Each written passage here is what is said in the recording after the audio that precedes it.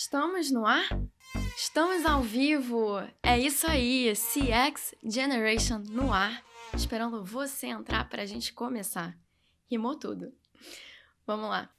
Para a gente poder começar, eu primeiro queria fazer um pedido a você que nos ouve, que está nos ouvindo agora, que já acompanha o podcast, que já vem vendo o crescimento que a gente vem tendo. Eu queria primeiro te agradecer, porque se não fosse por você, a gente não teria chegado até aqui. E queria te pedir também, se você gosta do podcast, se está acompanhando, segue a gente nas redes sociais, no Instagram, Facebook, LinkedIn, dá o seu like e, inclusive, eu vou te pedir para avaliar o podcast. Agora no Spotify também dá para avaliar. Então, se você gosta, deixa lá pra gente a sua avaliação. Se não gosta também, para eu saber o que a gente precisa melhorar, para a gente poder construir em cima disso. Para isso que servem as métricas, que é um spoiler já do nosso assunto de hoje. Então deixa lá para a gente poder avaliar e sentir essas métricas. E queria agradecer também, para a gente poder ir para o início dessa live, queria agradecer ao nosso parceiro especial, a People Experience. Eles são uma plataforma de mapeamento da jornada do cliente e de persona. E é uma plataforma brasileira e gratuita. Sensacional! Então, se você precisa mapear ou quer mapear a jornada do seu cliente, quer mapear a sua persona, entra depois aqui, eu vou deixar o link no podcast e publicado aqui na live, para você poder acessar e criar sua conta, criar seu trial, poder lá brincar com a persona, mapeamento da jornada. Eu vou deixar o link aqui depois. E se você nem sabe o que é jornada, o que é persona, a gente tem um episódio, que é o número 18, que fala sobre isso, para você estudar um pouco melhor, conhecer esse assunto, tá lá para você ouvir depois.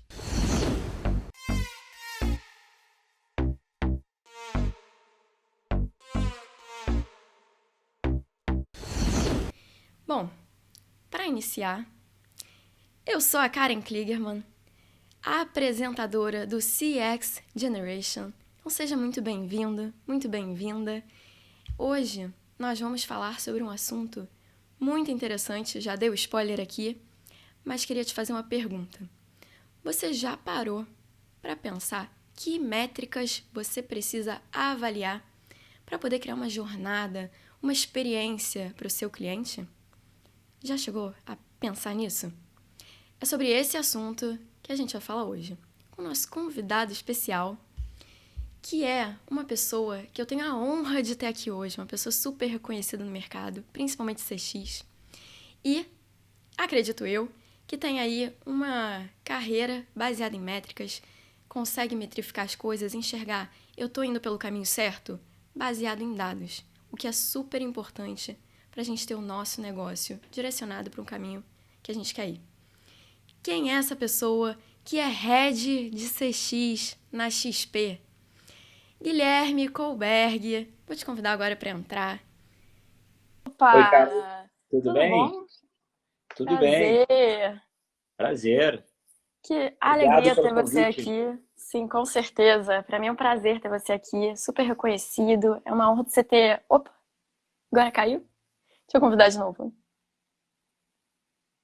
Problemas técnicos. Voltou? Desculpa, aí. Não sou tão bom em Nada. lives assim. Sem problemas. A gente está aprendendo junto. É. Eu queria agradecer aqui quem está entrando. Bem-vindos. Para dar uma atualizada, a gente está falando hoje de métricas que vão ser importantes para a gente trabalhar o nosso negócio com foco em cliente, né? Como é que a gente direciona o nosso negócio para isso? Peraí, que antes da gente ir para este episódio incrível, eu tenho 2 recadinhos para você, bem rápidos. O primeiro é, para você que tá chegando aqui agora, tá perdido, tá perdida, não sabe do que se trata esse podcast, relaxa, que tem um episódio 0 preparado para você ouvir rapidinho e depois voltar aqui no episódio. E o segundo recado é para você que tá com pressa, para você que é aquela pessoa acelerada. Então você sabe que você pode acelerar este episódio? Sim, é só buscar o botão de acelerar aqui que você consegue acelerar. E agora que eu já dei os 2 recados, vamos voltar para esse episódio que tá demais. Deixa eu te fazer uma pergunta. Eu fui tentar calcular quanto tempo você está, na XP. Eu vi que você teve uns momentos de ida, de vinda, né? Nossa, nem eu sei mais, tá? Falar que são tantos anos na XP, né? Mas a minha história na XP, ela começou em Porto Alegre, né? Uhum. Foi final de 2006, início de 2007. Né? Então, na época, a XP ainda era um escritório, né, de assessores de investimentos pequeno em Porto Alegre. Então, Sim. eu comecei como estagiário lá. Então, e desde o início assim da minha carreira, tive a chance de passar por várias áreas. Então, comecei numa área de back-office, né? Então, não era o front com o cliente, mas depois fui para a área de assessoria também, estou conversando com os clientes. Fui para uma área mais voltada a mercado financeiro, né? E aí, muita coisa aconteceu, né? Acho que se eu contar essa história inteira aqui, acho que a gente usa o podcast inteiro aí. Uhum. Mas fala dos primórdios, isso que é legal. Saber que a tua carreira cresceu aí, pelo que eu vi, né? Você cresceu na XP, tua carreira aí foi... Você começou como... Não foi como CX lá, né? Não, comecei como estagiário do back-office. Back office. Mas já começou, Comecei como é como que estagiário do foi... back-office. Como é que você chegou até CX? Queria rapidinho trazer essa história pra gente poder te conhecer um pouco melhor. Na verdade, acho que é importante entender, né? A XP é uma empresa de empreendedores, né? Então, no sentido de que é uma empresa super horizontal, né? Uma empresa pouco hierarquizada. Então, acho que todo mundo que entra na XP não tem ali, talvez, um job description ultra mega definido, né? E a gente tem a liberdade de intraempreender. Então, é muito comum, né, as pessoas elas passarem por diversas áreas, né? Então, acho que o meu caso, né? Eu comecei como estagiário, acabei como comentando, indo depois para uma área de assessoria, né? Então, assessorando clientes na hora de investir. Depois passei para uma área de análise, né? Então, fazer análise de mercado. Tive 3 anos ali que eu fiquei fora da XP, então fiz um mestrado fora do país, trabalhei fora também. E quando eu voltei para a XP, quando eu voltei para o Brasil e para a XP em 2011, a XP estava passando por uma grande transformação. Né? E que transformação era essa? Era deixar de ser uma empresa voltada só para investimentos de renda variável, né? O que era muito comum nas corretoras naquela época, e passar a ser o que é hoje, né? Que é uma corretora que oferece todos os tipos de investimentos, são desde renda fixa, renda variável, fundos, previdência. Né? E aí a XP precisava, né, ensinar toda aquela rede de assessores que tinham a como que, né, eles ofereciam esses novos produtos para os clientes. E dali surgiu um embrião de uma área de treinamento. Né? E foi muito curioso, né? Porque aí eu lembro que a gente começou a criar treinamentos que ensinavam para os assessores, né, desde como eram os produtos e como funcionavam, até treinamentos de, poxa, como que eles deveriam se relacionar com o cliente. E foi aí que foi bacana pra caramba, né? Porque eu tive a chance de estudar muito sobre o mercado lá fora, né? Então, no mercado americano e como eles faziam esse mercado lá fora, e a gente começou a aplicar todo aquele modus operandi, né, das figuras dos chamados financial advisors americanos aqui no Brasil, né? E aí, acho que um dado momento, né, a gente já tinha toda uma grade de treinamento rodando e a gente precisava entender se o nosso treinamento ele tinha sucesso. Né? E a gente falou, poxa, mas o que era o meu treinamento de sucesso? Pô, meu treinamento de sucesso é que eu tenho um assessor de investimentos que no fim do dia está se atendendo, se relacionando com aquele cliente, e a percepção desse cliente é que o assessor treinado ele atende melhor que o assessor não treinado. Né? Então essa era a nossa hipótese. E foi ali que, acho que isso foi em 2015, 2016, que a gente começou a estudar mais sobre métricas de experiência, e isso fez com que a gente passasse a medir o NPS. Né? Então foi o nosso primeiro passo. E na verdade, a gente começou a medir o NPS muito para provar um ponto que era, olha, o treinamento ele funciona porque ele faz com que assessores que são treinados conseguem ter clientes mais satisfeitos. Tá? E é muito curioso, né? Porque no momento que a gente começa a escutar o cliente, da maneira que for, né? Seja perguntando, seja através de pesquisa, parece que cai assim um muro de Berlim entre o que quem está dentro da empresa acha que são os problemas do que o que realmente os clientes entendem que são os problemas. Então eu lembro que a gente fez ali as primeiras pesquisas, né, com clientes finais e apareceu algumas coisas que a gente não fazia ideia que eram dores, né, para o cliente. E foi ali que começou, né? Então ali a gente começou primeiro a medir.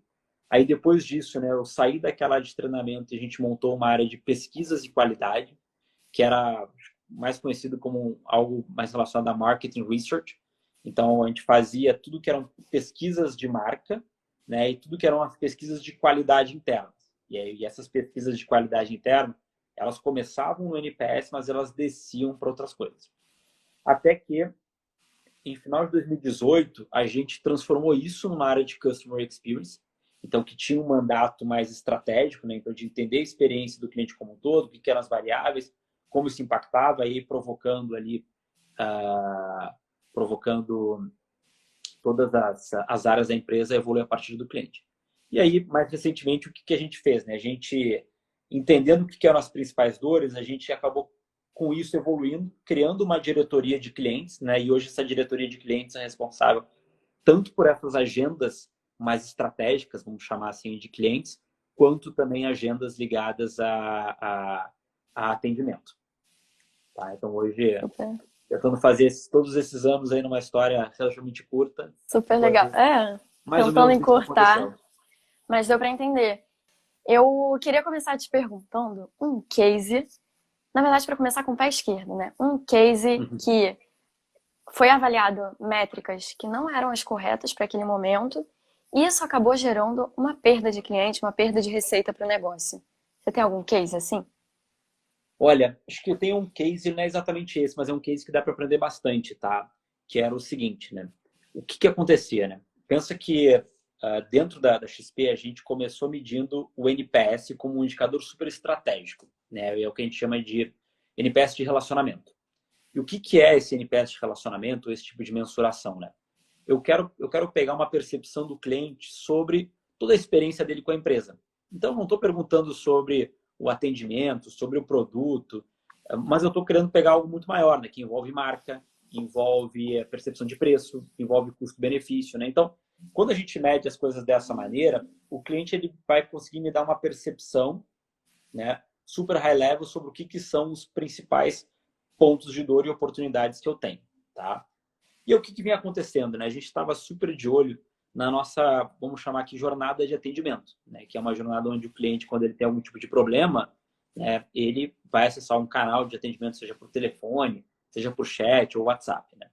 E o que a gente começou a ver, né? A gente começou a ver que, ao final de cada atendimento, a gente tinha uma pesquisa transacional, que a gente usava um CSAT, né? Que a gente chama de Customer Satisfaction, que é o que, por exemplo, a gente responde quando a gente pega um Uber, né, quando a gente chama um Rappi ou uns aplicativos.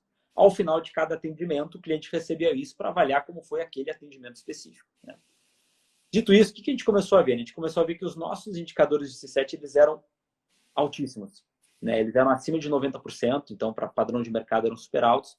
Só que quando a gente começou a ver essa percepção mais global da experiência do cliente, a jornada de atendimento ela tinha um problema, né? A gente começou a falar, opa, tem boi na linha, né? Porque se o cliente está entrando em contato com o atendimento está super bem atendido, como é que quando eu pergunto de uma maneira mais high-level sobre a percepção geral da experiência, isso não está tão legal? E foi aí que a gente começou a entender, né? Que a gente começou a entender que existiam alguns gaps, alguns limbos na nossa experiência, né, end-to-end, que o que fazia acontecer, né? O cliente, muitos deles tinham dificuldade em acessar esses canais de atendimento, por vários motivos, tá? A gente tinha motivos de clientes ficavam presos em canais de autoatendimento, a gente tinha certos clientes que muitas vezes eles tinham dificuldades enormes de conseguir passar ali pelos nossos, pelas nossas validações de bases de dados. Então, eram clientes que eles nunca conseguiam chegar numa experiência de atendimento humana, né? Então, aquilo trouxe um viés enorme, né? Porque, assim, poxa, o cliente realmente conseguia entrar de fato conosco, ele era atendido por uma pessoa super bem treinada, que atendia super bem. Só que quando a gente olhava o todo da jornada, a gente via que tinha problemas, né? E o que aquilo ali impactou, né?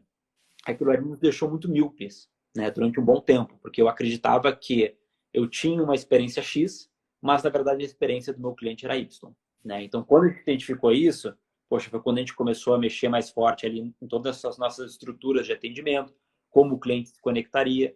Então, aquilo ali foi até um embrião, né, disso que eu comentei que hoje é essa diretoria de clientes juntando todos os canais aí que a XP possui. Legal. O que são as métricas? Repete para mim de novo, que vocês estavam avaliando nessa jornada e que não foram tão legais assim, para que vocês repararam que não estava dando tanto certo. A gente estava avaliando, no caso, a gente estava falando do que a gente chama de métricas transacionais, né, Uhum. de voz do cliente. Então, o que é uma métrica transacional? É quando eu quero pegar uma percepção do cliente após uma transação específica, né? Nesse exemplo que eu dei, o que era a transação? A transação era falar com, né, um canal de atendimento da XP, né? Então, ao final do atendimento, eu mensurava um CSAT, né? Então, eu pedia para o cliente uma nota de 1 a 5 para aquele atendimento e eu pedia para o cliente explicar o porquê, né, daquela nota. Então, era isso que a gente capturava. E aí, em paralelo, eu tinha essa outra mensuração que ela era mais estratégica, que a gente usava aqui, o NPS, para isso. Entendi. E aí, te perguntando, qual métrica? Se o CSAT não era uma métrica que estava te dando essa avaliação geral, seria só o NPS para a gente avaliar? Qual seria a melhor métrica nesse momento? Ou de fato era o CSAT, só que a avaliação dela, a análise dela que não estava sendo feita de forma tão eficiente? Aqui, assim, eu acho que aqui a gente tem que sempre pensar com uma pirâmide, né? Porque, vamos lá, se a gente quer... O objetivo final é a gente conseguir gerar resultado. Uhum. Né? Então, o que para a empresa gerar resultado? Vamos pensar que gerar resultado para a empresa pode ser diminuir o churn, ou seja, eu quero que menos clientes deixem a minha empresa, eu quero aumentar a retenção, eu quero que mais clientes fiquem, eu quero que os meus clientes que eu tenho, eles aumentem o que a gente chama de lifetime value, que é o valor que aquele cliente gera para a empresa, e ele aumenta o lifetime value porque ele faz mais negócio com a empresa. Então, vamos imaginar a XP como exemplo, né? O que é importante, né? Eu quero que, poxa, a Karen aqui, que é uma cliente milionária, né? E ela tem lá R$1 milhão e ela tem R$100 mil investidos com a XP, né? O que eu quero? Eu quero que a Karen ame a XP para que ela tenha R$1 milhão dela aqui comigo. E eu não quero só isso. Eu quero que, além disso, que ela use o cartão de crédito da XP e não use do concorrente. Eu quero que ela passe eu quero ter todo o relacionamento dela, né? Então, vamos dizer que isso aqui é a nossa métrica principal. Aí a gente começa a descer e vai para uma lógica essa lógica de pirâmide que eu comentei. Então, o que é importante? No topo dessa pirâmide, a gente ter uma métrica que represente algo estratégico e abrangente. Via de regra, tá? A melhor métrica que se tem hoje para isso é o NPS, tá? Porque o NPS ele é uma medida que a gente chama de lealdade. Não tem problema usar outro tipo de indicador, mas o NPS ele é um indicador de pesquisa, onde eu consigo perguntar para o cliente uma percepção geral da experiência do cliente, e aquilo tende a te dar uma estrela uma North Star da onde a gente deveria ir, né? E aqui só um parêntese, né? Acho que é legal desse mundo de métricas de Customer Experience, acho que o NPS, ele foi um indicador criado pela Bain, né? Então, é uma empresa de consultoria, e ele fez muito sucesso, né, por dois motivos. Primeiro, porque o NPS, ele tende a ser uma pergunta mais ácida, né? Afinal de contas, eu não estou perguntando se o cliente gostou, se o cliente, se foi legal a experiência. Eu falo assim, poxa, você recomendaria isso, né, para um familiar seu, para um amigo? Ou seja, ele, além de ele comprar, ele chancela, né? Então, ele tinha esse quê. Só que mais importante que isso, né, foi que, né, o pessoal, quando estava estudando o NPS lá em 2003, se eu não me engano, eles conseguiram entender que, poxa, empresas que tinham maiores índices de NPS, isso se correlacionava com receitas futuras da empresa. Porque faz sentido, né? Se eu indico a empresa para outras pessoas, eu vou ter mais gente entrando, mais gente comprando, e a empresa vai crescer, né? Então, foi por isso que ela fez um super sucesso. Então, beleza. Então, vamos supor que eu tenho aqui na minha parte mais alta um NPS, né? Então, o NPS ele vai te dar uma percepção de tudo, tá? Marca, preço, serviço e por aí vai. Depois, eu tenho que ter um segundo layer aqui de entendimento, que são pesquisas de jornadas ou transacionais, tá? E essas pesquisas de jornadas transacionais, elas podem ser colocadas em qualquer lugar, tá? E o que é o desafio aqui, né? Pô, se eu coloco em todo lugar, fica chato para o cliente, né? Porque é muita pesquisa, ninguém, enfim, parece empresa carente, né? Fica perguntando tudo, pô, você gostou disso? Você gostou de apertar esse botão? Aí não rola também, né? Então, aqui tem que ter um pouco de sagacidade de entender o que é a tua jornada, né? E com base nessa jornada, o que são aqueles touch points ali realmente relevantes que eu vou medir. É legal. Então, aquilo ali eu vou passar a medir, né? E quando eu meço aquilo, eu tenho um segundo nível, né? Para eu entender onde é que estão minhas dores. E depois tem um terceiro nível, né? E esse terceiro nível é o que a gente vai conectar com outros indicadores, que não são necessariamente indicadores, né, de pesquisa com o cliente, mas eles podem ser indicadores de operacionais que eu sei que representam a experiência do cliente, tá? Vamos pegar esse exemplo que eu falei da jornada de atendimento, né? Poxa, o que é uma jornada de atendimento, né? Pô, o cliente teve um problema, né? Então, o que eu deveria fazer por ele, né?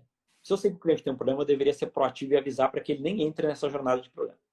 tá? Se ele aconteceu. Mas se o cliente identificou que ele tem um problema, ele vai buscar algum tipo de ajuda. Essa ajuda, de repente, ela vai ser num FAQ, num bot, num autosserviço, né?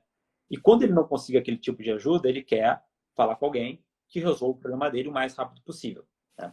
Então, nesse meio tempo, o que eu consigo medir aqui? Eu consigo ter vários KPIs que eu poderia medir, como, por exemplo, quantos clientes estão acessando a minha FAQ, qual que é o tempo médio que um cliente ele demora, né? Do momento que ele acessou um canal meu, como, por exemplo, um canal de WhatsApp, até ele efetivamente responder o problema dele. Esse é um outro indicador, né? Quantos desses clientes que conseguiram falar com alguém tiveram sua resposta feita no primeiro contato, tá? E isso tudo vai me dando vários e vários indicadores que isso tudo junto explica, né, a experiência do meu cliente. Então, o que foi o aprendizado desse exemplo que eu te comentei, né? A gente tinha um indicador super high level e a gente tinha um outro indicador aqui. O que estava faltando aqui para a gente era entender esse meio, né? O que estava faltando aqui para... Porque o CSAT transacional, ele estava medindo uma coisa, que era o quão bem aquele atendente, né, aquela pessoa ali da linha de frente atendeu aquele cliente. Só que a jornada inteira de atendimento é muito mais que isso, tá? Então, acho que esse exemplo ele foi emblemático, né? E ele não são coisas simples de resolver, tá? Porque, assim, quando tu entende que tem uma dor, pô, a gente tem que investigar. Muitas vezes a gente vai passar a criar indicadores que a gente não conhecia. Talvez a gente não tenha indicador. Talvez eu não tenha um número ainda. Então, eu vou ter que fazer pesquisa com o cliente, vou ter que entender o que está acontecendo, vou testar a jornada até conseguir melhorar efetivamente. Sim. No caso de vocês, o NPS, vocês estavam usando, de fato, pelo propósito do NPS, né, que é medir a experiência no geral, e o CSAT, que é para medir uma experiência pontual de uma interação. Então, por Exato. isso que estava dando essa divergência, porque podia ser a interação pontual é muito boa, mas tentando traduzir aqui o que você falou, né, para ver se ficou claro para mim. E a experiência no geral, por mais que aquela pontual tivesse sido maravilhosa, a experiência no geral não me faria indicar um cliente, o serviço de vocês para outra pessoa. Porque Exatamente. a experiência ela é montada por vários pontos de contato. Assim como a reputação de uma empresa é montada pela imagem em momentos diferentes daquela empresa, a experiência também, né? A experiência está relacionada a diversos pontos. E aí eu queria te perguntar, você me falou assim, mas a gente tem que saber quais os indicadores e métricas a gente precisa usar em cada etapa. Como é que a gente consegue saber isso? Olha, acho que assim, primeiro ponto, não existe uma verdade absoluta, tá? E é uma coisa que eu falo sempre, né? Se a gente pega esses livros, né, desses criadores que criam essas métricas, é engraçado, né? Porque é sempre um brigando com o outro, dizendo que a métrica de um é melhor que o outro, né? Então, por exemplo, o próprio livro que cria o NPS, né? Ele é um bom livro, tá? Eu acho que ele tem muito insight bacana, só que, né, talvez 40% do livro é o autor tentando te convencer de por que o NPS é melhor que outras métricas. Uhum. Né? Então, é curioso. Então, ao passo que quando a gente pega, né, e hoje já tem outros indicadores, vamos chamar assim, famosinhos, né? É sempre um brigando com o outro. Tá? Então, assim, minha visão, tá? Eu sou agnóstico não existe um indicador que é melhor que o outro, tá? O que existe e aí é até curioso, né? A gente falou muito do NPS, né? Mas se a gente pega, por exemplo, estudos de outras consultorias famosas, como por exemplo a McKinsey, né? Eles já provaram que através de outros estudos, né, que não é verdade que o NPS ele é a melhor métrica para fazer isso. Ele é uma métrica boa, assim como outras também, né? Então, mas assim, falando de métricas de experiência do cliente, assim, existem hoje 3 muito famosas, né? E todas elas são métricas de pesquisa, ou seja, eu pergunto para o cliente. O NPS, né, que tem esse aspecto mais de entender a lealdade do cliente.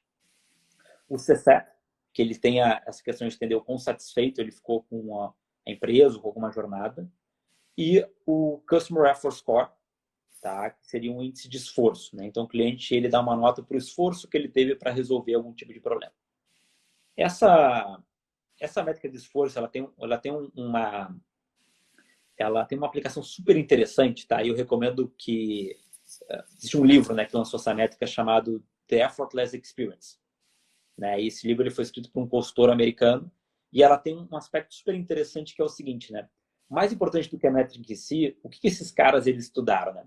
Eles conseguiram entender que estudando centrais de atendimento nos Estados Unidos, eles entenderam que o que era importante para o cliente naquela jornada não era ser encantado, Então a gente fala muito hoje disso de o encantamento, né? Aquela ação que vai superar as expectativas do cliente. Mas o que eles provaram era que isso, numa experiência de atendimento, não gerava valor. O que gerava valor era redução de esforço. O que era redução de esforço? O cliente falar menos, o cliente ter o problema resolvido rápido, o cliente não ser transferido múltiplas vezes. Então, e tudo isso gerou, né, a métrica do Carrefour Score. E hoje, esses caras eles criaram até uma ferramenta de machine learning que captura vários dados, né, e eles criam um índice de esforço do cliente com base em quanto tempo o cliente está falando, em quantas jornadas ele teve que passar. Então, assim, é interessante que quando a gente fala de métricas de Customer Experience, é muito mais do que eu só perguntar para o cliente, né? Mas, assim, o mais simples, né, é perguntar, extrair valor daqueles dados e, com o tempo, eu vou agregando outros indicadores, né, que vão me dando, talvez, mais uma granularidade maior naquela informação. São o que a gente chama das alavancas, né? Como que essas alavancas elas vão se mexendo. Essa do esforço é interessante porque, justamente, quanto menos esforço, mais engajado o cliente vai estar. E a experiência, ela vai estar ligada também àquele ponto, a estrelinha que eu faço, o brindezinho que eu dou. Mas isso é um a mais, né? O produto, o serviço tem que funcionar primeiro. E um serviço de atendimento que é funcionar, é resolver rápido, sem tantas transferências, com o menor esforço possível e no menor tempo possível. E aí eu tenho uma pergunta. Exato.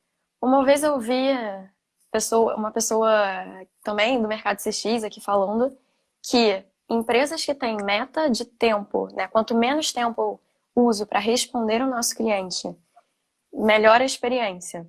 Então tem empresas que têm métrica por isso.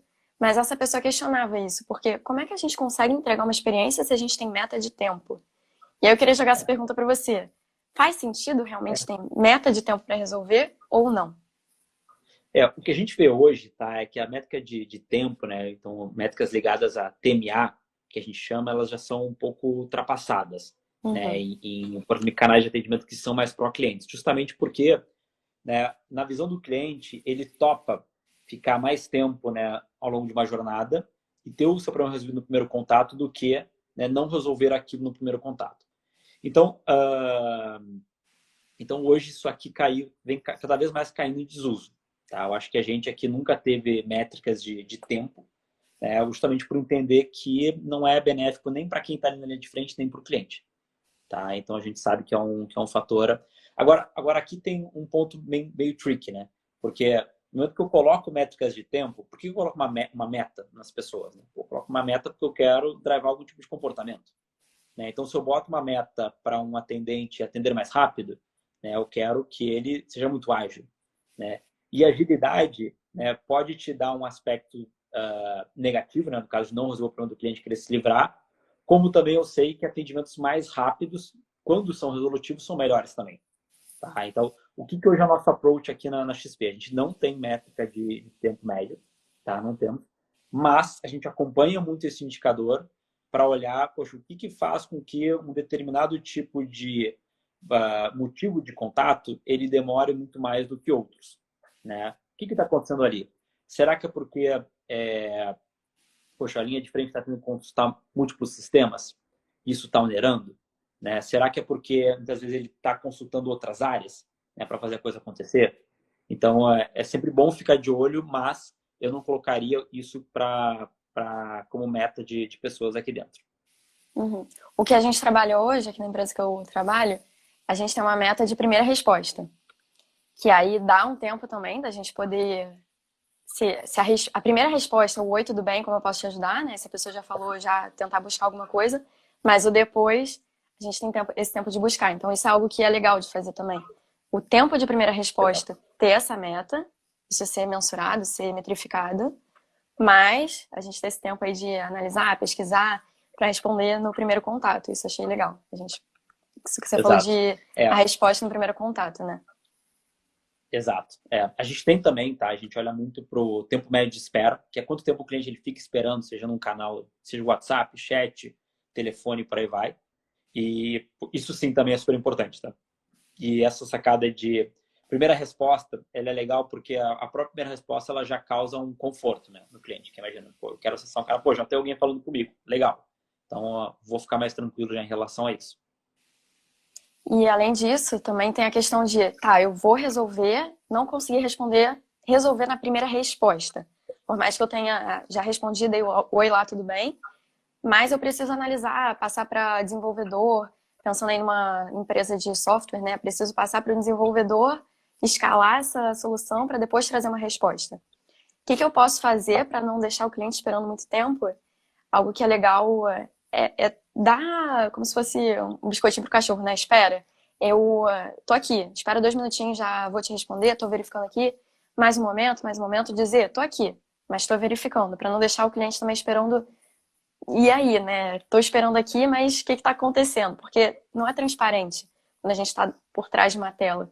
Eu tô até no físico, no presencial. Se eu tô em uma loja, vou dar o exemplo de loja de sapato, que acontece bastante. A gente vai numa loja, o cliente escolhe o sapato, mas não tem o número. Então, o atendente tem que ir lá no estoque buscar o número do sapato. Vai demorar a achar, encontrar. Como é que a gente pode fazer nesse caso físico, né? Porque eu não tenho uma forma automática de dizer, ó, espera um pouquinho que eu ainda tô procurando, para tentar acalmar o cliente de que tá sendo buscado e ele não ficar nervoso, estressado de, tá, ninguém achou, vou embora, então. Acho que esse ponto, assim, quando a gente está falando de contatos rápidos, né, onde eu sei que eu vou demorar talvez 10, 15, 20 minutos, isso que tu comentou acaba sendo o melhor jeito, né, Uhum. onde eu vou ali constantemente engajando o cliente. E é super importante, né, eu sempre dar o contexto para o cliente das coisas, né, e o porquê.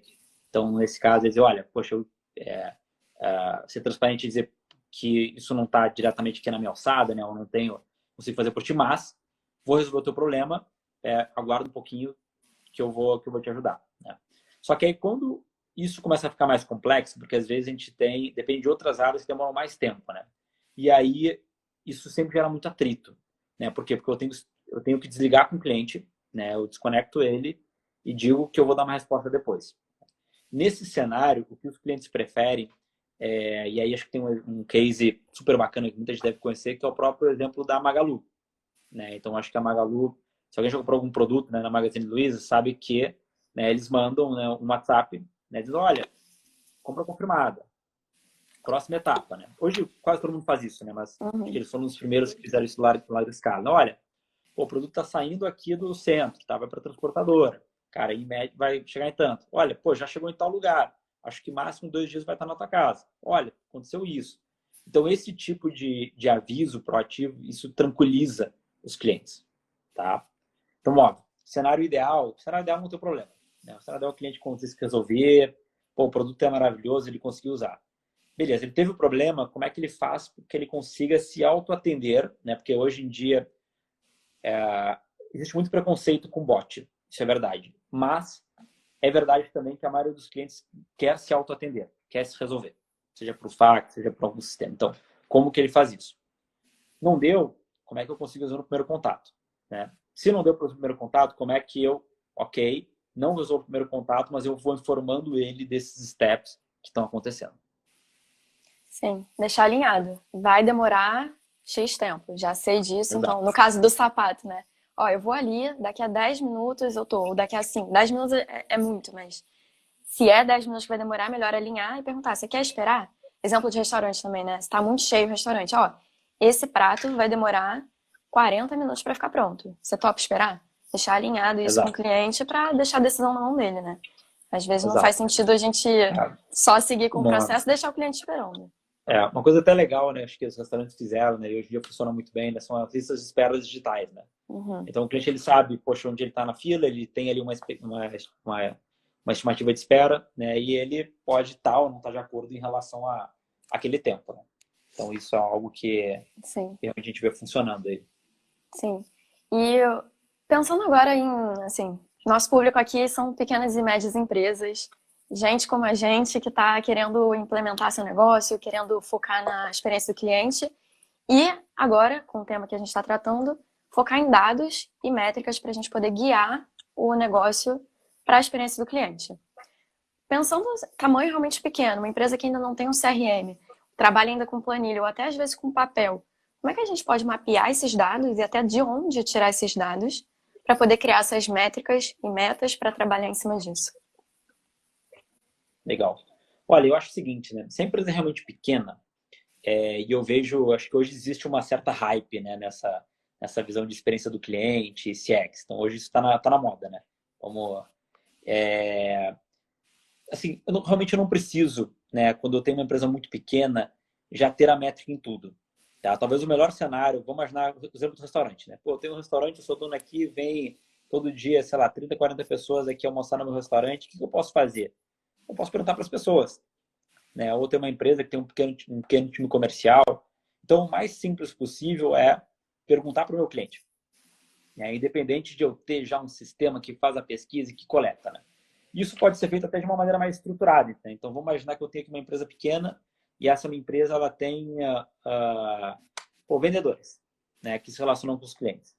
Eu poderia, né, combinar com esses vendedores, né, ou até mesmo os outros vendedores para, eventualmente, eles, ao final de cada contato com o cliente que eles tiveram, se fosse presencial ou não, para que eles perguntassem para o cliente algumas coisas chaves, né, que eles consigam aprender com aquela experiência. Porque o objetivo, né, de um programa de Customer Experience ou de voz do cliente é aprender com a experiência do cliente. Então, empresa muito pequena, pergunta, liga para o cliente antes de querer, né, porque senão tem um outro problema, né? Aí eu vejo, às vezes as pessoas falam, não, mas olha só, porque eu tenho aqui 200 clientes, eu mandei uma pesquisa, mas assim, só 20 responderam. Eu falei, cara, você tem 200 clientes, sabe? Tira 3G, liga para os 200 clientes. Então não precisa elocubrar muito em cima disso, né? Agora, acho que daqui dá para começar a ter um segundo step, que seria, beleza, né? Como é que eu saio só do boca a boca, né, para tentar fazer algo um pouco mais estruturado, ainda na conversa. Então, um questionário que o meu time de frente vai pedir para preencher, né, alguns tipos de informação, e depois entrar no mundo de pesquisa propriamente dita. Né? Então, aí eu posso pegar coisas como um Google Surveys da vida, um Typeform, e enviar isso para clientes, né? E aí começar a medir um NPS ou qualquer coisa que eu entender que é interessante. Sim. Mas pensando assim,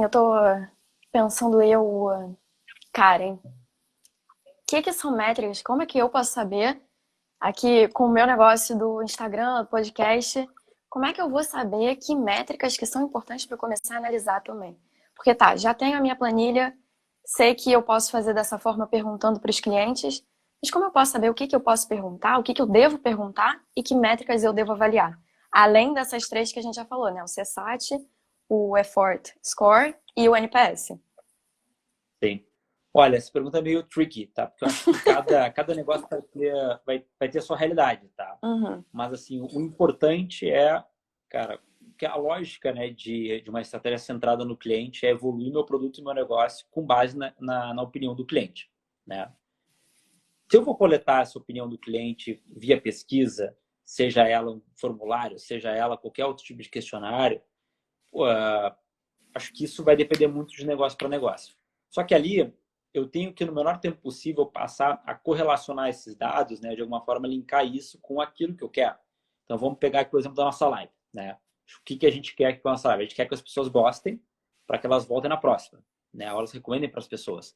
Então talvez aqui um exemplo que a gente teria que medir é, sei lá, qual foi a quantidade de seguidores que ganhou ou perdeu após cada live, né? Dado, sei lá, minha base aqui de pessoas que me seguem. Então, sei lá, talvez aqui tenha um ratio de que, poxa, cara, a live lá com o tal do Guilherme Cobra me trouxe aqui 59 seguidores, né? O Guilherme Cobra tem 1.000 pessoas que seguem ele. Agora, enquanto, a live com o Thiago Nigro, né, que tem 4 milhões de seguidores, me trouxe aqui só 100.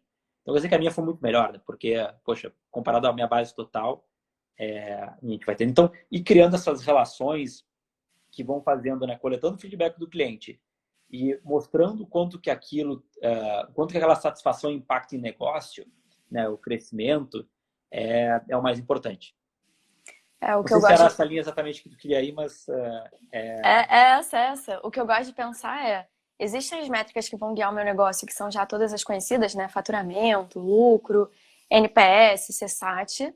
E tem as métricas de ações que eu vou fazer. Então, por exemplo, eu tenho uma meta de faturamento de X até o final do ano. Mas como é que eu vou chegar lá? Então, eu tenho as minhas submetas, né?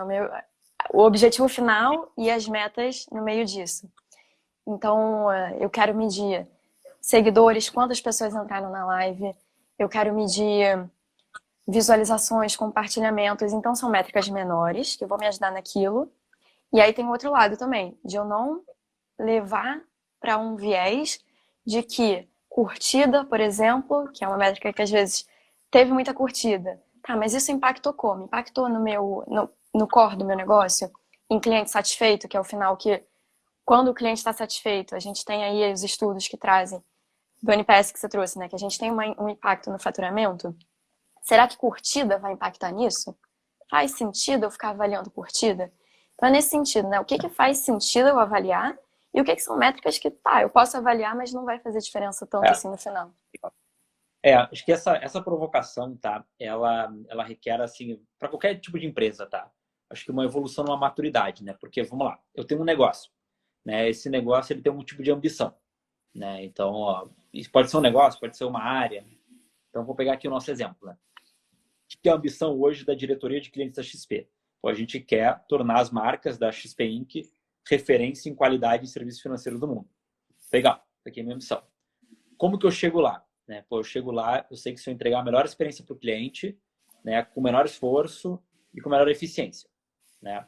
O que é entregar a melhor experiência? Aí eu vou para uma linha de métricas e metas finalísticas, né, que são aquelas que mostram o impacto final.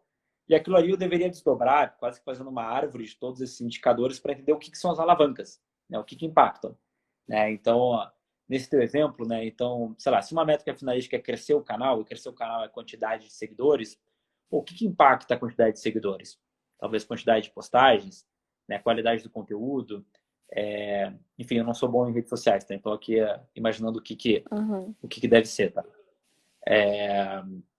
Enfim, quantidade talvez quantidade de likes possa ser uma alavanca, entendeu?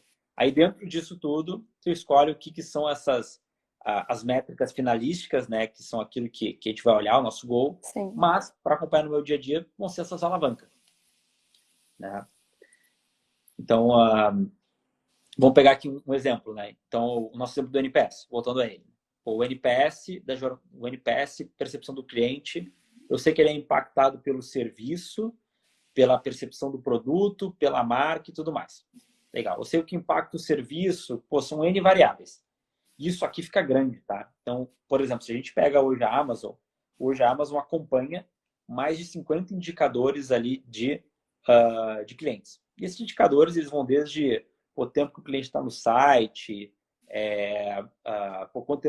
quantos cliques ele demora para comprar. Então, são muitos indicadores mesmo, né? E eles vão tudo derivando desses grandes objetivos finais.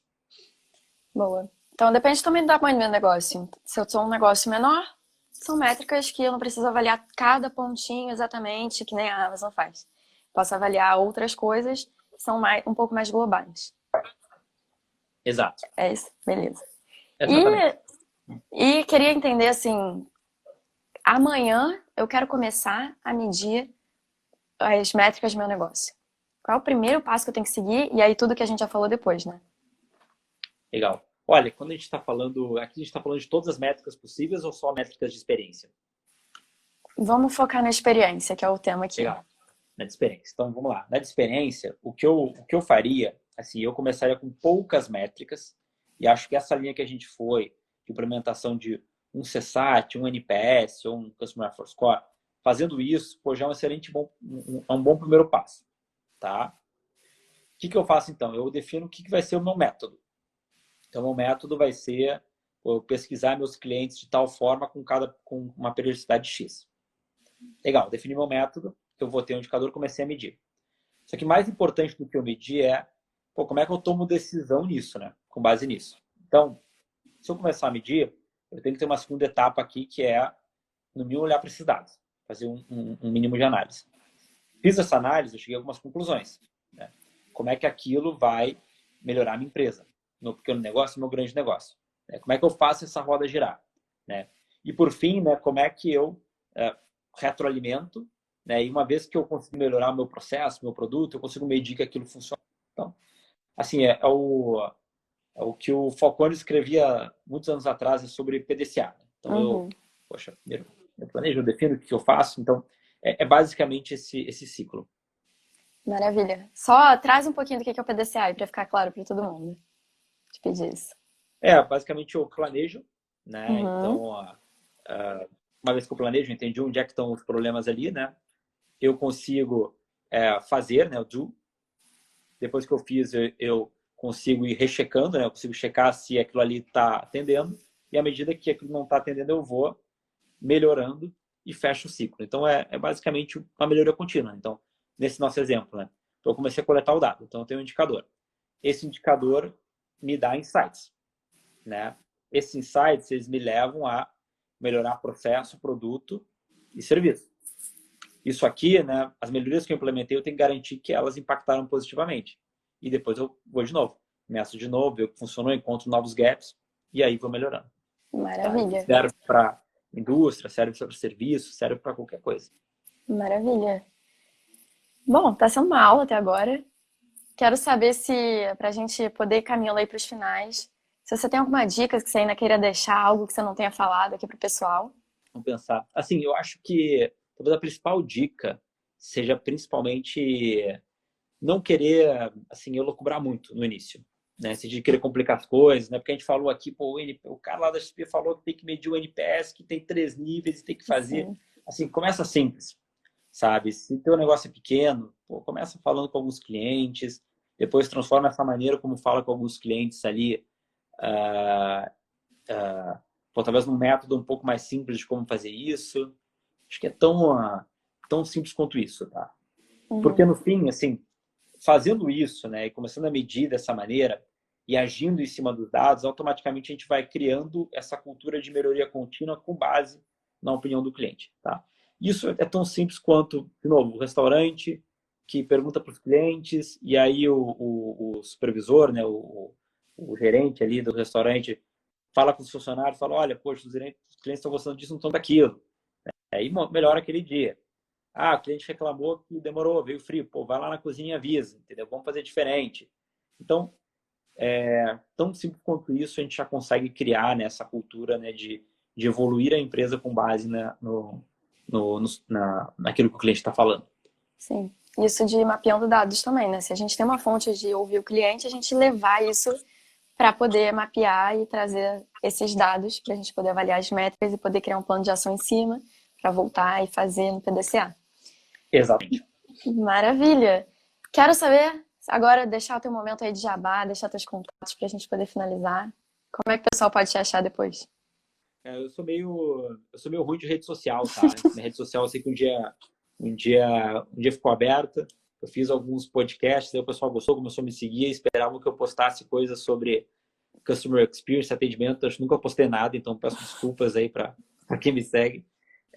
Mas o melhor canal acho que é o LinkedIn, tá? Que é meu nome, então ali eu acabo postando um pouquinho mais, então compartilho eventualmente o conteúdo.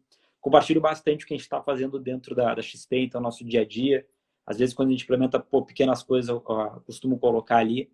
Então, acho que é o melhor canal ali para me acompanhar. Maravilha! E Guilherme, agora no final, podemos fazer uma foto aqui para registrar esse momento? Podemos? Deixa eu tirar aqui os comentários. E aí, para quem está assistindo a gente, esse é o momento de você tirar um print e depois compartilhar nas suas redes sociais, marcando a gente, junto com o insight que você teve aqui nessa live, como é que a gente ajudou. Para a gente poder ter dados para avaliar as métricas, para poder melhorar o nosso negócio. Então, vamos tirar esse print aqui. Deixa eu achar aqui. Tá pronto aí? Tô pronto. Podemos? Então, vamos lá. Podemos. Maravilha. Deixa eu habilitar aqui os comentários de novo. Guilherme, queria te agradecer demais. Foi um prazer ter você aqui. É uma honra ter você aqui. Você tem super conhecimento. Assisti já vários vídeos teus. Teve a palestra lá que você fez Tech no Summit. CX Summit. Achei sensacional também. Deixa de indicação para quem está assistindo. Então, só tenho a te agradecer. Muito obrigada. Espero que a gente possa continuar trocando aí algumas ideias. Eu que agradeço pelo convite, Karen. Obrigado, sucesso aí no podcast e na carreira também. E um abraço aí para todo Maravilha. mundo. Abraço. Eu vou continuar aqui para dar alguns avisos, mas você pode sair, fica à vontade.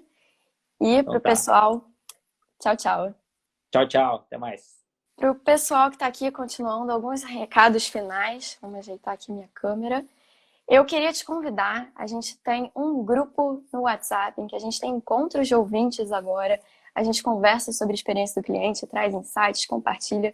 Então, se você gostou, tá curtindo o conteúdo que eu tô trazendo, curte essa live, compartilha e me pede aqui no Instagram também para entrar no grupo, que a gente vai ter um encontro de ouvintes agora, dia 24, se eu não me engano, mas está marcado. Se você quiser participar também, fica à vontade, me pede para entrar.